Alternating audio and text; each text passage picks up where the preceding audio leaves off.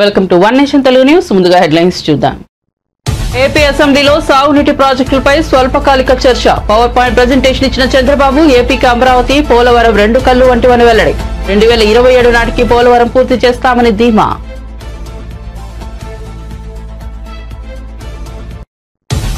రేవంత్ రెడ్డిపై ఈటెల రాజేందర్ తీవ్ర విమర్శలు. ఫార్మాసిటీని రద్దు చేస్తామని చెప్పి ఇప్పుడు కొడంగల్లో ఏర్పాటు చేస్తున్నారని విమర్శ.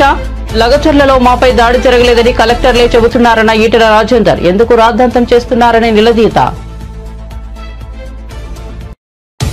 రంగుల కోసం 101 కోట్లు ఖర్చు చేశారన్న డిప్యూటీ సీఎం పవన్ కళ్యాణ్. మండలి సమావేశాలకు హాజరైన పవన్ సచివాలయాలకు రంగులు వేసేందుకు తొలగించేందుకు 101 కోట్లు అని వెల్లడి. హైకోర్టు ఆదేశాలతో పార్టీ రంగులు తొలగించారని వివరణ.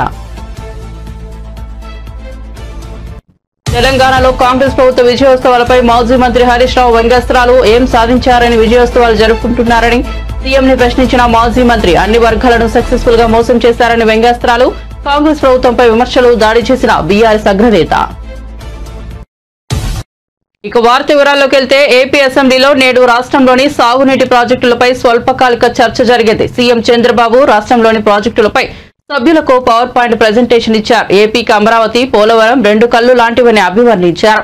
పోలవరం ప్రాజెక్టును రాష్ట్రానికి గేమ్ చేంజర్ అని పేర్కొన్నారు. పోలవరం ప్రాజెక్టు ఎత్తు ఖచ్చితంగా 45.72 మీటర్లు ఉంటుందని స్పష్టం చేశారు. గత జనవరిలో శాఖ మంత్రికి టీఎంసీకి క్యూసెక్లకు తేడా తెలియదని ఎద్దేవా చేశారు. పోలవరం గురించి అడిగితే 1% అని హేళనగా మాట్లాడారని మండిపడ్డారు. గత ప్రభుత్వం పోలవరం ప్రాజెక్టుకు సంబంధించి కేవలం 3.08% పనులే చేసిందని అన్నారు. 2014-19 మధ్య కాలంలో పోలవరం ప్రాజెక్టుపై 16,493 కోట్లు ఖర్చు చేశామని చంద్రబాబు వెల్లడించారు. గత సర్కారు పోలవరంపై ఖర్చు చేసింది 4,099 కోట్లేనని తెలిపారు. యాక్ట్ లో చాలా స్పష్టంగా ఉంది. ఆ యాక్ట్ లో పెట్టిన ప్రాజెక్ట్ ని ఇమ్మీడియట్ గా మనకు డబ్బులు వచ్చాయి, పూర్తి అవుతుంది. ఈ ప్రాజెక్ట్ ని పూర్తి చేసుకోవాల్సిన బాధ్యత 55,000 కోట్ల రూపాయలు ప్రాజెక్టుకి, ల్యాండ్ ఎక్విజిషన్ కి, R&R కి ఇవన్నిటికి ఖర్చు అవుతుంది. అది కూడా 45.72 మీటర్లు అని చెప్పి కూడా నేను మీకు తెలియజేస్తున్నా. దీనివల్ల దేశ 350 టీఎంసీ నీళ్లు మనం ఉపయోగించుకునే అవకాశం వస్తుంది. కుడి కాలువ ద్వారా 3,20,000 ఎకరాలకు, ఎడమ కాలువ ద్వారా 4,00,000 ఎకరాలకు, మొత్తం కలిసి 7,20,000 ఎకరాలు కొత్త ఆయకట్టు వస్తుంది. 24 లక్షల ఎకరాలు స్థిరీకరణ జరుగుతుంది. 80 టీఎంసీఎఫ్ నీళ్లని గోదావరి నుంచి కృష్ణాకు తరలించే అవకాశం వస్తుంది. 23.44 టీఎంసీ నీటిని విశాఖపట్నం, మిగిలిన ప్రాంతాలకు విశాఖపట్నం స్టీల్ ప్లాంట్కి ఇచ్చే అవకాశం వస్తుంది. 960 మెగావాట్లు విద్యుత్ కూడా మనకు సమకూరుతుంది. ఈ రోజుట్లో హైడల్ చాలా ముఖ్యం. ఎందుకంటే దేశ సోలార్, విండ్ ఎనర్జీకి హైబ్రిడ్ కావాలంటే హైడల్ కూడా అవసరం. ఇది కూడా వచ్చే అవకాశం వస్తుంది. కుడి ఎడమ కాలువ ద్వారా 540 గ్రామాలకు తాగునీరు, 29 లక్షల మందికి నీళ్లు అందించే అవకాశం వస్తుంది దేశ. ఇది కాకుండా ఈ కాంపోనెంట్స్ అన్ని కూడా మీరు ఒకసారి చూసినప్పుడు మొత్తం ఇప్పటి వరకు మీరు చూస్తే సివిల్ వర్క్స్ అయితే నేను ఇంకా డీటెయిల్స్ అని వెళ్ళడం లేదు. ఈ రోజు మీరు ఒక్కసారి చూస్తే 16,493 కోట్ల రూపాయలు 2019 ఖర్చు పెడితే ఇప్పుడు మే వరకు చూసినప్పుడు 21,489 కోట్లు ఖర్చు పెట్టారు. అంటే 4,993 కోట్లు మాత్రం ఖర్చు పెట్టే పరిస్థితికి వచ్చారు. ఇంకో పక్కన దేశం నేను ఒకే విషయం ఈ సభ ద్వారా అందరికీ తెలియజేస్తున్నా. ఈ పోలవరం అనేది మనందరి బాధ్యత. ఎట్టి పరిస్థితుల్లో కూడా దీన్ని ఒక నిర్దిష్టమైన టైం ప్రకారం దీన్ని పూర్తి చేస్తాం. 2024 మళ్లీ నేను సీఎం అవుతానే మొట్టమొదటిసారి నా విజిట్ పోలవరానికి వెళ్ళా. ఢిల్లీలో పోయి మొట్టమొదటిసారి నేను మాట్లాడింది పోలవరం గురించే మాట్లాడా. దీన్ని బట్టి అర్థం చేసుకోవాల్సిన అవసరం, దీని ప్రాముఖ్యత ఎంత అనేది ప్రతి ఒక్కరు అవగాహన చేసుకోవాల్సిన అవసరం ఉంది. తెలంగాణ ముఖ్యమంత్రి రేవంత్ రెడ్డిపై బీజేపీ నేత మల్కాజ్గిరి ఎంపీ ఈటెల రాజేందర్ తీవ్ర వ్యాఖ్యలు చేశారు. ఆయన మీడియా సమావేశంలో మాట్లాడుతూ ముచ్చర్లలో ఫార్మాసిటీ భూసేకరణ సమయంలో రేవంత్ రెడ్డి మాట్లాడిన మాటలకు హద్దే లేదని, కానీ ఇప్పుడు మాట మార్చుతున్నారని మండిపడ్డారు. కాంగ్రెస్ పార్టీ ఫార్మాసిటీని రద్దు చేస్తామని కూడా మేనిఫెస్టోలో పేర్కొందని గుర్తు చేశారు. కానీ ఇప్పుడు ఇచ్చిన హామీలనే నెరవేర్చడం లేదని విమర్శించారు. ఫార్మాసిటీని రద్దు చేస్తామని ఎన్నికలకు ముందు చెప్పిన కాంగ్రెస్ ఇప్పుడు ప్రజాభిప్రాయానికి వ్యతిరేకంగా కొడంగల్లో ఏర్పాటు చేస్తోందని ఆగ్రహం వ్యక్తం చేశారు. కాంగ్రెస్ ప్రజాపాలన సంబరాలు జరుపుకోవడాన్ని చూసి ప్రజలు నవ్వుకుంటున్నారని ఎద్దేవా చేశారు.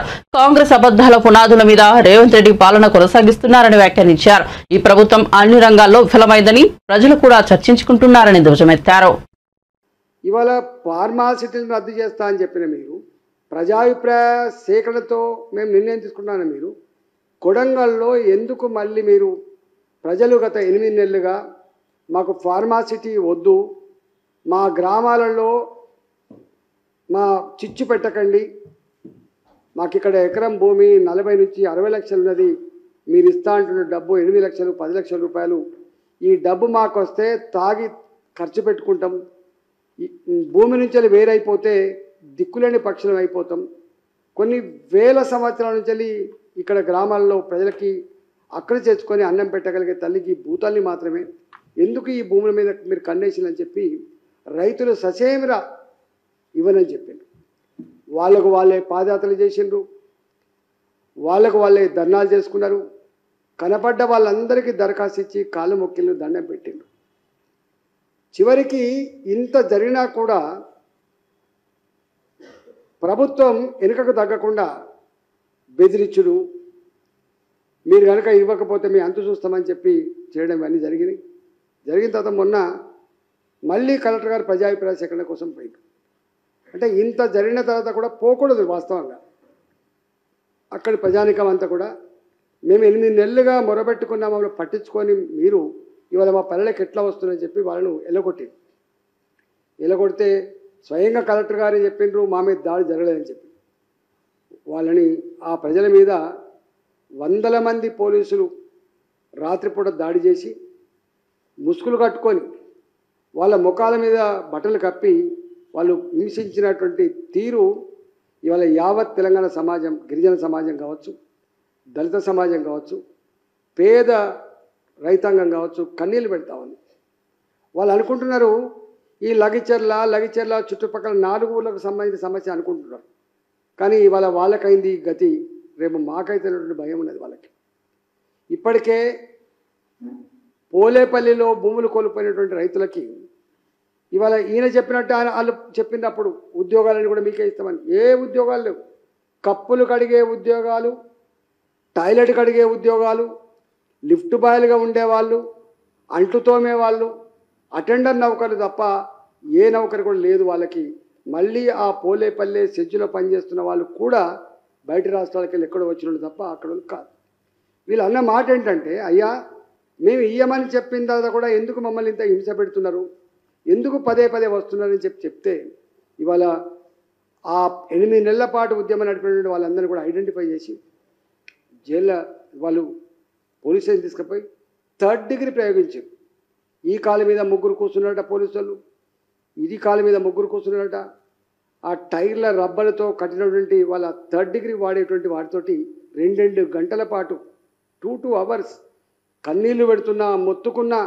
అంటే వాళ్ళ డిప్యూటీ సీఎం పవన్ కళ్యాణ్ శాసనమండలి సమావేశాలకు హాజరయ్యారు. గత వైసీపీ ప్రభుత్వ హయాంలో గ్రామ సచివాలయాలకు రంగుల అంశంపై మండలిలో ఆయన సమాధానం ఇచ్చారు.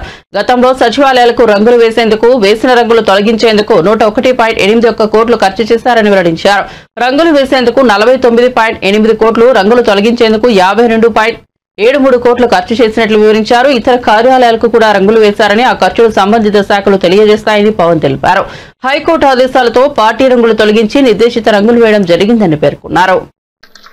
ఇప్పటి వరకు ఎస్డబ్ల్యూపీసీ నిర్మించని 2518 గ్రామ పంచాయతీల్లో 2025-26 సంవత్సరాల్లో నిర్మాణాలు చేపట్టబడుతున్నాయి. అలాగే రాష్ట్రంలో నిర్మించిన 10,808 ఎస్డబ్ల్యూపీసీలో 9,342 పనిచేస్తున్నాయి. పూర్తిగా పనిచేసేవి 5,556, పాక్షికంగా పనిచేసేవి 3,826. పాక్షికంగా పనిచేసే 826 SWPCలు మార్చి 25 నాటికి పూర్తిగా పనిచేసే స్థితికి అప్గ్రేడ్ చేయబడతాయి. 1426 పనిచేయని SWPCలని మార్చి 2025 నాటికి పనిచేసే స్థితికి పునరుద్ధరించడం అవుతుంది.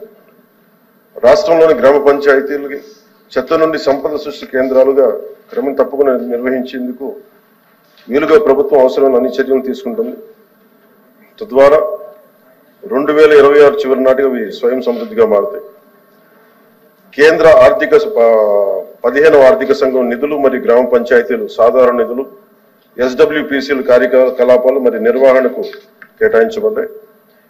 ఏపీ మార్కెట్ భాగస్వామ్యంతో వర్మీ కంపోస్ట్ విక్రయాన్ని ప్రోత్సహించడం అవుతున్నది. అలాగే PR1 యాప్ ద్వారా SWPCలు ప్రయోజనాత్మక స్థితి క్రమం తప్పకుండా పర్యవేక్షించబడుతుంది. ఓన్లీ కూర్చోండి ఉప ముఖ్యమంత్రి గారు చెప్పండి, ప్లీజ్ కూర్చోండి.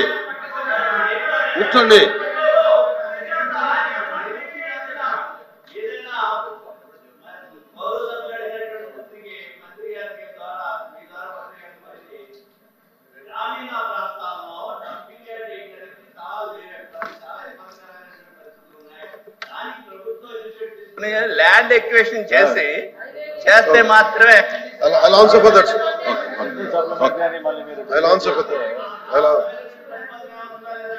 ప్లీజ్ కూర్చోండి. దానికి సమాధానం చెప్తాను. గౌరవ సభ్యులు లేవనెత్తిన ప్రశ్నకి అధ్యక్ష, ఇది ఫండమెంటల్ రెస్పాన్సిబిలిటీ, ప్రాథమిక బాధ్యత. స్వచ్ఛమైన నీరుతో పాటు గ్రామాలు స్వచ్ఛంగా శుభ్రత ఉండటం చాలా మనందరి బాధ్యత.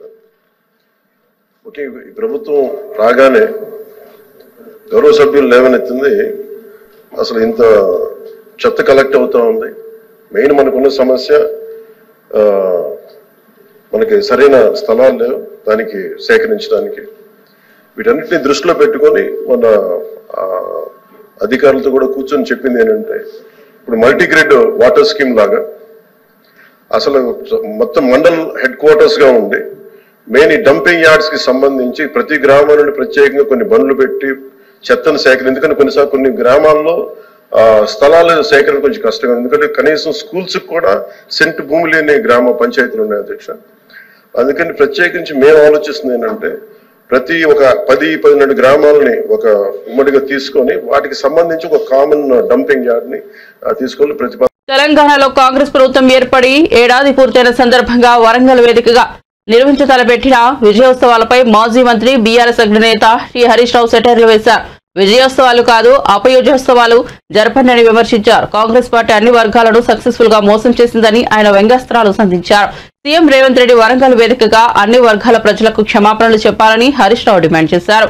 హైదరాబాద్ స్థాయిలో వరంగల్ ను అన్ని అంశాల్లో అభివృద్ధి చేస్తామని మంత్రి కొండా సురేఖ అన్నారు. ఈ మేరకు మంగళవారం హనుమకొండలో జరిగిన ప్రజాపాలన ప్రజా విజయోత్సవ సభలో ఆమె ప్రసంగించారు. తన 30 ఏళ్ల రాజకీయ జీవితంలో చాలా మంది ముఖ్యమంత్రులను చూశారని తెలిపారు. అందులో అభిమానించే సీఎంలు దివంగత నేత వైఎస్ఆర్ అని, తర్వాత సీఎం రేవంత్ రెడ్డి అని కొనియాడారు. గత బీఆర్ఎస్ ప్రభుత్వం మాజీ కేసీఆర్ దగ్గర పనిచేసినట్లు గుర్తుకు చేశారు. ఆయన వరంగల్ కు ఎన్నో హామీలు గుప్పించారు, కానీ ఒక్కటి కూడా అమలు చేయలేదని మంత్రి విమర్శించారు.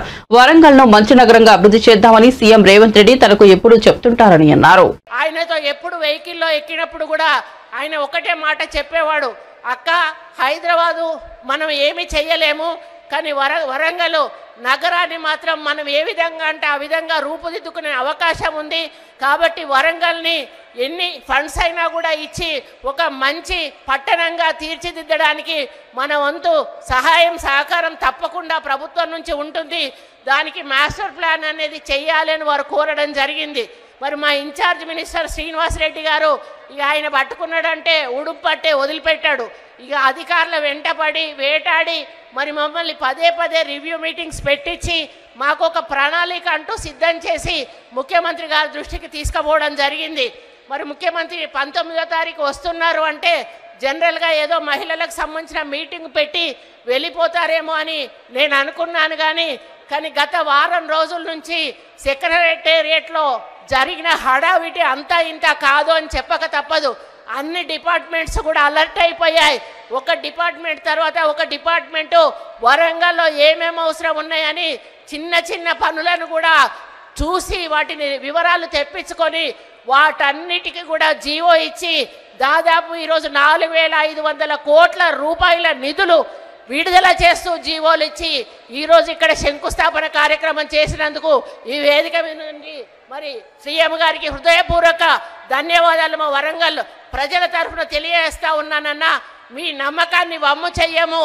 తప్పకుండా ఈ యొక్క వరంగల్ నగరాన్ని పట్టణంగా రూపుదిద్దడానికి ఇక్కడి మంత్రులుగా సీనన్న గారి నాయకత్వంలో మేము తప్పకుండా మీరన్న ఆశయాన్ని సాధించడానికి ముందుకెళ్తాము. మరి తప్పకుండా ఈ వరంగల్ నగర అభివృద్ధికి, ఎందుకంటే ఎయిర్పోర్ట్ అనేది దశాబ్దాల కళ.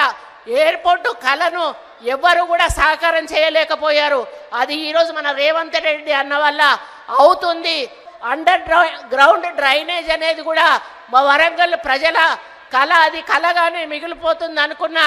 కానీ ఈరోజు దాన్ని నిజం చేసినందుకు మిమ్మల్ని ఈ వేదిక మీద నుంచి మా ప్రజల తరఫున ధన్యవాదాలు తెలియజేస్తూ, ఇంకా మీరు చాలా శంకుస్థాపనలు చేశారన్న వాటితో వరంగల్ నగరం అంతా కూడా సుందరంగా తీర్చిదిద్దబడుతుంది. వాటన్నిటిని కూడా దగ్గరుండి నాణ్యమైన పనులతో అవినీతి జరగకుండా ముందుకు తీసుకుపోయే విధంగా అధికారులతో మేము కమ్యూనికేట్ చేసుకొని మా ఇన్ఛార్జ్ మినిస్టర్ గారి నాయకత్వంలో తీసుకెళ్తామని తెలియజేసుకుంటూ, ఇదే ఆదరణ, ఇదే ఆప్యాయత, ఇదే ప్రేమ మా మీద ఎప్పుడు ఉండాలని, మమ్మల్ని ఆశీర్వదిస్తూనే ఉండాలని కోరుకుంటూ, మళ్ళీ మీకు మరి నిధులు విడుదల చేసినందుకు మా బట్టెనకు పాపం బట్టెన వెనకాల పడతా ఉంటా, అన్న 1 రూపాయి కూడా ఇవ్వని పాపం బట్టెన కూడా ఈరోజు 4,500 కోట్ల రూపాయలు విడుదల చేసినందుకు వారికి కూడా వేదిక మీద నుంచి ప్రత్యేక ధన్యవాదాలు తెలియజేస్తూ మరి సెలవు తీసుకుంటా ఉన్నాను. మొదటి సమావేశంలోనే టీటీడీ పాలక మండలి సంచలన నిర్ణయాలు తీసుకుంది. మొదటగా శ్రీవారిని ట్రస్టును రద్దు చేస్తున్నట్లు ప్రకటించింది. శ్రీవారి దర్శనం కోసం వివిధ రాష్ట్రాల నుంచి వచ్చే సామాన్య భక్తులకు 2-3 గంటల్లోనే దర్శనం కలిగించేలా ఏర్పాట్లు చేసేందుకు చర్యలు తీసుకోనుంది. అదేవిధంగా టీటీడీలో విధులు నిర్వహిస్తున్న అనియమిత ఉద్యోగులను వీఆర్ఎస్ ఇవ్వాలని, లేని పక్షంలో ఇతర ప్రభుత్వ శాఖల్లోని బదిలీ చేయాలని నిర్ణయం తీసుకుంది. ఈ క్రమంలోనే తాజాగా టీటీడీ పాలక మండలి తీసుకున్న నిర్ణయాలపై కేంద్ర మంత్రి కిషన్ రెడ్డి కీలక వ్యాఖ్యలు చేశారు. టీటీడీ బోర్డు తీసుకున్న నిర్ణయాలను తాము స్వాగతిస్తున్నామని అన్నారు. కొత్తగా ప్రవేశపెట్టబోయే సంస్కరణలు ఆహ్వానించదగిన పరిణామమని అన్నారు. అన్యమత ఉద్యోగులను టీటీడీలో పని చేయనివ్వకుండా ఇతర ప్రభుత్వ శాఖలకు ట్రాన్స్ఫర్ చేయడం సబబేనని తెలిపారు. 2 తెలుగు రాష్ట్రాల్లోని అన్ని ప్రముఖ ఆలయాల్లో ఇలాంటి పద్ధతిని అవలంబిస్తున్నారంటూ ప్రభుత్వాలను కోరుతున్నారని కిషన్ రెడ్డి అన్నారు. కొన్ని నిర్ణయాలు నేను మనస్ఫూర్తిగా స్వాగతం పలుకుతా ఉన్నాను. తిరుమల తిరుపతి దేవస్థానంలో దైవ సన్నిధిలో, ఏదైతే తిరుమలలో దైవ సన్నిధిలో హిందూయేతరులు ఎవరు కూడా పని చేయకూడదు. వాళ్ళు ఎవరైనా పనిచేస్తున్నట్టయితే, హిందూయేతరులు ఎవరైనా ఉంటే వారిని ఇతర ప్రాంతాలకు మరి ట్రాన్స్ఫర్ చేసి వాళ్ళ సేవలు ఉపయోగించుకోవచ్చు. టీటీడీ బోర్డు అమలు చేయాలని నిర్ణయించడము నేను మనస్ఫూర్తిగా స్వాగతం పలుకుతున్నాను. ఇది మంచి నిర్ణయము. చాలా రోజుల నుంచి కూడా చాలామంది ఆ రకంగా డిమాండ్ చేస్తున్నారు. ఇందులో ఏ రకమైనటువంటి పొరపాటు లేదు. టీటీడీ రూల్స్లోనే ఆ రకంగా ఉంది. కాబట్టి ఎక్కడైనా సరే హిందూ దేవాలయాల్లో, ముఖ్యంగా దైవ సన్నిధిలో మరి హిందువులే ఉండాలి. అదేవిధంగా మిగతా ప్రార్థన మందిరాలు ఏవైతే ఉంటాయో అక్కడ కూడా వాళ్ళ ప్రార్థన మందిర మూల కేంద్రాలలో ఆ మతస్థులు ఉన్నట్లయితే బాగుంటుందనే విషయాన్ని ఇది అనేక రోజులుగా చర్చ జరుగుతున్నది. ఈరోజు టీటీడీ ఆ నిర్ణయం తీసుకోవడము చాలా సంతోషము. నేను రాష్ట్ర ప్రభుత్వాలను కూడా కోరుతా ఉన్నాను. అనేక దేవాలయాలలో కూడా మరి దైవ సన్నిధిలో ఇతర మతస్థులు ఉన్నట్టు వార్తలు వస్తూ ఉన్నాయి. అది దృష్టిలో పెట్టుకొని ఏ రకమైనటువంటి ఇబ్బంది లేకుండా మరి ఆ రకంగా ఏ మతస్థుల మందిరం ఉంటుందో ఆ దైవ సన్నిధిలో ఆయా మతస్థులు ఉంటేనే బాగుంటుంది అనేటువంటిది నా అభిప్రాయము. కాబట్టి ఆ దిశలో ఆలోచన చేయాలి. అదేవిధంగా ఈరోజు తిరుమల తిరుపతి దేవస్థానంలో మరింతగా పవిత్రత చేకూరే విధంగా చర్యలు తీసుకోవాల్సిందిగా నేను కోరుతా ఉన్నాను. ఎందుకంటే ప్రపంచంలోనే అతిపెద్ద ఆధ్యాత్మిక కేంద్రంగా ఈరోజు మరి ఒక నడిచి వచ్చేటి, ఒక గ్రామాల నుంచి నడిచి వచ్చేటువంటి భక్తులతో పాటు ప్రత్యేక విమానాలలో కూడా వచ్చేటువంటి భక్తులు వస్తూ ఉంటారు. కాబట్టి అన్ని వర్గాలు కూడా, అన్ని రకాల భక్తులకు కూడా ఆయా సౌకర్యాలు కల్పించాలి, దైవ దర్శనం కల్పించాలి, ఉచిత ప్రసాదం కావచ్చు, ఉచిత భోజనం కావచ్చు. ఆంధ్రప్రదేశ్లో టీడీపీ కూటమి ప్రభుత్వం ఆరోగ్యశ్రీని పూర్తిగా పక్కకు పెట్టిందని మాజీ మంత్రి విడుదల రజనీ విమర్శలు గుప్పించారు. రజనీ మీడియాతో మాట్లాడుతూ కూటమి పాలనలో ఆరోగ్య ఆసరా ఊసులేదని, సురక్షా ప్రస్తావన లేదన్నారు. ఫ్యామిలీ డాక్టర్ పథకం లేదు, నాడు నేడు లేదని, కొత్త మెడికల్ కాలేజీలు లేవని విమర్శించారు. 108, 104 సేవలు అట్టకెక్కాయని విమర్శించారు. మాజీ సీఎం వైఎస్ జగన్మోహన్ రెడ్డి హయాంలో ఆరోగ్యాంధ్రప్రదేశ్ గా మెడికల్ హబ్ గా రాష్ట్రాన్ని తీర్చిదిద్దేందుకు అనేక కార్యక్రమాలు చేపట్టడం జరిగిందన్నారు. వైద్యం ఖరీదైన నేటి రోజుల్లో జగన్ అమలు చేసిన ఆరోగ్య పథకాలు పేదలకు ఎంతగానో ఉపయోగపడ్డాయన్నారు. కూటమి ప్రభుత్వ హయాంలో పేదల ఆరోగ్యం గాలిలో దీపమైందని, ప్రజలు దీనిపై ఒకసారి ఆలోచన చేయాలని రజనీ సూచించారు. వాళ్ళకున్న ఏ సమస్యని, ఏ బాధని ఏ ఆఫీసర్ కి కూడా చెప్పుకునేటువంటి స్వేచ్ఛ మాకు లేదా? పెడితే ఈ సెక్షన్ లో పెట్టేవి. ఒకసారి ఆత్మవిమర్శ చేసుకోవాలి. ఒకసారి వాళ్ళ యొక్క మనస్సాక్షిని వాళ్ళే ప్రశ్నించుకోవాలి. నేను అర్థం చేసుకోగలుగుతున్నా, కానీ ఇంత దారుణమా? అంటే ఎక్కడి నుంచో ఒక రాజకీయ నాయకుడు ఫోన్ చేసి ఇలాంటి ఈ సింగారెడ్డి కోటిరెడ్డి నా టార్గెట్, అరడజన్ కేసులు పెట్టుకుంటారో, డజన్ కేసులు పెట్టుకుంటారో, ఏం సెక్షన్లు పెట్టుకుంటారో పెట్టుకోండి, తీసుకొచ్చి లోపలేయండి అని ఒక ఇన్స్ట్రక్షన్ ఇస్తే ఆ ప్రెజర్కి పోలీసులు ఈ విధంగా, అధికారులు ఈ విధంగా సెక్షన్లు పెట్టి జైలుకి ఇరుస్తారండి? ఇదెక్కడ న్యాయం? ఇదెక్కడ సంస్కృతి? ఇంత చెడు సంస్కారానికి, ఇంత చెడు కల్చర్ని మీరు ఎందుకు ఎంకరేజ్ చేస్తున్నారో నాకు అర్థం కావట్లేదు. ఎల్లకాలం ఇదే ప్రభుత్వం కాదు. నేను హెచ్చరిస్తున్నాను ప్రతి ఒక్క ఆఫీసర్లని, ఎల్లకాలం ఇదే ప్రభుత్వం కాదు.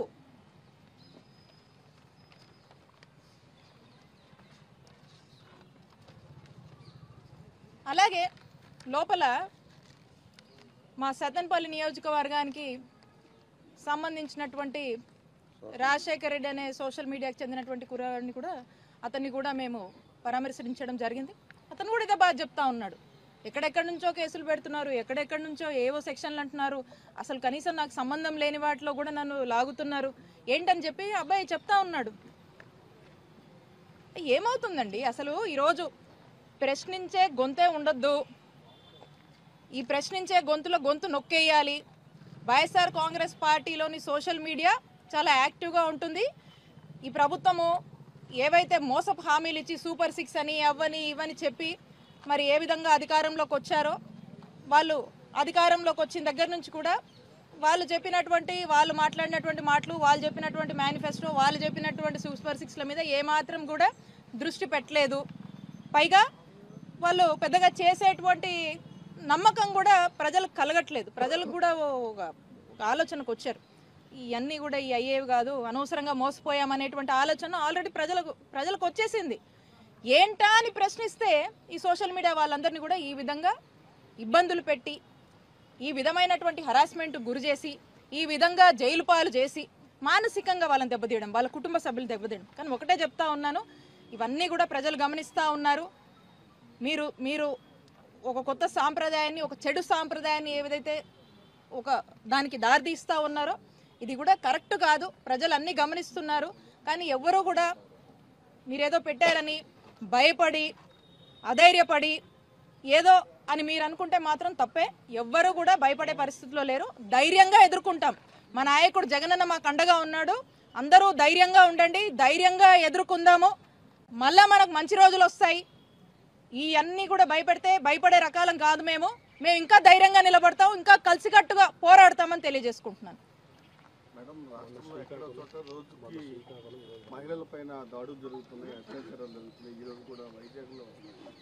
నిజ నిర్ధారణకు లగచర్ల వెళ్తున్న మహిళా సంఘాలను అడ్డుకున్నందుకు సీఎం రేవంత్ రెడ్డి ప్రభుత్వం క్షమాపణలు చెప్పాలని BRS working president KTR demand చేశారు. లగచర్లలో నిర్బంధాన్ని ఎత్తివేసి ప్రజాస్వామ్యాన్ని పునరుద్ధరించాలని కోరారు. లగచర్లలో అర్ధరాత్రి జరిగిన ఆడబిడ్డలపై దమనకాండే కాదు, పట్టపగలు వెళ్లిన మహాసంఘాల నేతలపైన దౌర్జన్యమా అని ప్రభుత్వాన్ని ప్రశ్నించారు.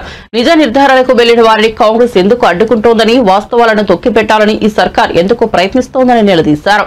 సీఎం సొంత ఇలాఖాలో ఇంతటి నిర్బంధం ఏమిటి? కొడంగల్ ఏమైనా పాకిస్తాన్ సరిహద్దుల్లో ఉందా, లేక లగచర్ల చైనా బార్డర్లో ఉన్న కల్లోలిత ప్రాంతమా అని మండిపడ్డారు. 10 ఏళ్లలో ఎన్నడూ లేని విధంగా ఇంటర్నెట్ సేవలు నిలిపివేశారని, కొడంగల్కు వెళ్లే అన్ని దారుల్లో పోలీసులు పహారా ఏర్పాటు చేయాలన్నారు. Lagacherla, absolute silence from the nation. They beat up women in the middle of the night at 1 a.m. and 2 a.m. absolute silence from Congress party and Rahul Gandhi. They molest the women, absolute silence from the national capital. They arrest men and children illegally, absolute silence. They are being tortured in custody. We hear nothing from Rahul Gandhi. So I ask him, Mr. Gandhi, प्रधानमंत्री Modi ji leader of opposition है और आप प्रधानमंत्री हैं. What does it take for you to break your silence? Why are you both not talking about Lagacharla? Why are you not talking about these atrocities that are being committed by the Congress government in the Chief Minister's own constituency in Kodangal? What are you waiting for? Are you waiting for houses to burn? Are you waiting for people to die? Do you want a massacre to happen so that you actually open up and speak? Will you be silent till then? What is happening in Lagacharla is no less than what is happening in Manipur or Lakshadweep. We urge the media to break this story, to bring it to the attention of the nation. We urge Rahul Gandhi, whose party is running Telangana today, whose chief minister is representing Kodangal, where these atrocities are happening, to respond, to raise to the occasion. बार बार ये कहना गला फाड़ फाड़ के कि हम संविधान के रक्षक हैं, हम आदिवासी पिछड़े और ओबीसीज के मददगार है, लिप सर्विस से कुछ नहीं होता. आप अपना साइलेंस तोड़िए. आपके चीफ मिनिस्टर को आदेश दीजिए, बोलिए उनसे कि इनसे बात करें, इन बहनों से, और उनकी दर्द समझे, उनकी दुख समझे और कुछ कीजिए उस बारे में. मैं कभी का एक बार मैं कंफ्यूज हो जाता हूं. ये राहुल गांधी जी एक आदमी है कि उनमें एक और आदमी छुपा हुआ है, क्योंकि उनका कहना कुछ है और करना उनकी गवर्नमेंट की कुछ और ही है. हमें नहीं समझ आता कि क्या दोगलापन आपका है. मुझे ये भी एक समझ नहीं आता कि आप वादे तो काफी करते हो, बातें भी काफी करते हो. आप कह रहे थे अभी 2-4 मिनट पहले, हमने आपको वीडियो दिखाया कि जो भू अधिग्रहण एक्ट आपने लाया, उसके तहत आज हिंदुस्तान में हर गरीब को एक राहत मिलती है. पर आप यहां जो गरीब बैठे हैं उनकी दर्द समझें. वो अपनी जमीन देना नहीं चाहते क्योंकि उनकी एक एक एकड़ जमीन 60-70 लाख वाली है और आपकी गवर्नमेंट देना चाहती है 8 या 10 लाख. तो ये कहां की इंसाफ है? आपकी गवर्नमेंट क्यों नहीं बात करती? आप इतने लंबे लंबे भाषण देते हो, झारखंड में, महाराष्ट्र में अदानी के खिलाफ, अंबानी के खिलाफ, क्रोनी कैपिटलिज्म के खिलाफ. हो क्या रहा है तेलंगाना में? वही तो हो रहा है. एक फार्मा विलेज, एक చీఫ్ మినిస్టర్ కే అలిజిడ్లీ ఉన్కి సన్. ఏపీ అసెంబ్లీలో సాగునీటి ప్రాజెక్టులపై స్వల్పకాలిక చర్చ. పవర్ పాయింట్ ప్రెజెంటేషన్ ఇచ్చిన చంద్రబాబు ఏపీకి అమరావతి, పోలవరం 2 కళ్ళు వంటివని వెల్లడి. 2027 నాటికి పోలవరం పూర్తి చేస్తామని ధీమా.